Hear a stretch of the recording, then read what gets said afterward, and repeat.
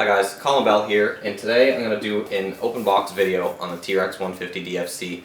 This is the first kit that I've received, and we're just going to follow the manual step by step, go through the binding procedure, and then do a quick test hover here on the bench, just so you can see how easy it is to go from setting up the transmitter, binding the helicopter, and then picking it up on a hover.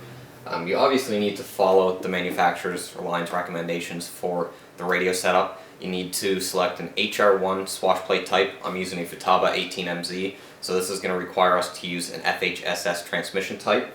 The pitch curves and throttle curves are also going to reflect what's recommended in the manual, and we'll go over that all later. But for now, I'd just like to open the box, show you what it contains, go through the binding procedure, and then do a quick test hover, followed by a little 3D flight in a garage. Alright, let's open the box and check out what's inside.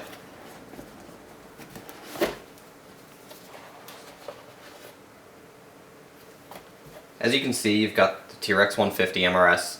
You've got a set of reflective stickers which will help you balance the blades if you find any vibration in the helicopter.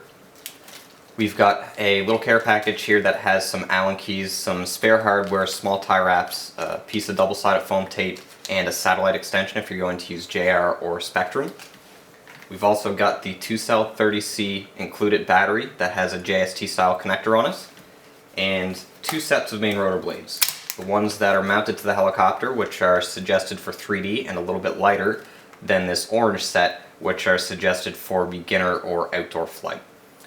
So let's pull the helicopter off the skid mount here, and we will go through the bind procedure, which is again very, very simple. So we need to remove the canopy. You can see here on the MRS unit there's a tiny little button, and that's the only button you're going to need to press for the binding procedure on this helicopter.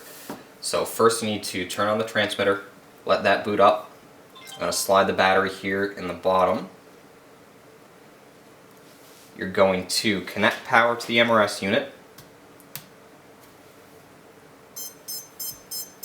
Just give it a minute, wait until this light begins flashing green, and that's going to let you know that it's recognized the transmitter's signal. Once it's flashing green, you'll hold the button down, it'll flash red, and then once it goes solid green, it's been bound to the transmitter. The swash plate dances up and down to let you know that everything's okay. So we're just going to do a quick test hover here. I won't bother throwing the canopy on just so you can see that the model flies just like that.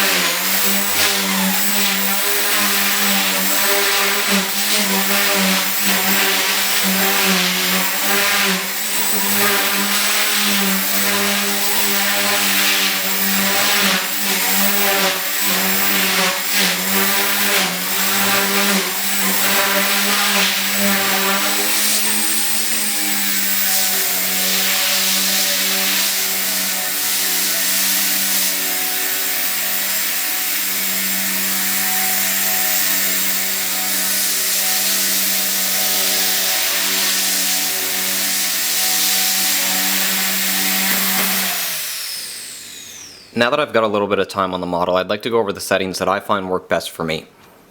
As you can see here, the transmission type is set to FHSS, which is required to bind to the MRS unit. Also, I've got the model type set to helicopter and the swash plate type set to H1, which is again required to work correctly with the MRS unit. As you can see here, all of my endpoints are at 100% with the exception of my pitch channel, which I've got at 73, and that's where I find the endpoint to work best. I've got enough pitch response that I can move the helicopter around very quickly, but not so much that I can pull the motor RPM down easily. So at that 73%, I can go full pitch stop to stop and not see much change in the rotor RPM or motor RPM. Over here you can see that for my exponential settings, I ended up with -20. With a Spectrum or JR transmitter, you're going to use a positive value to soften things up around center. That's just where I feel that it's easy for me to fly just basic circuits hovering and a nice linear feel for 3D when you're going from center stick all the way over to full stop. That is going to be a personal preference thing. Some people might like 0, some guys might like a little bit more. Over here for my pitch curve, you can see that it goes from -100 to +100.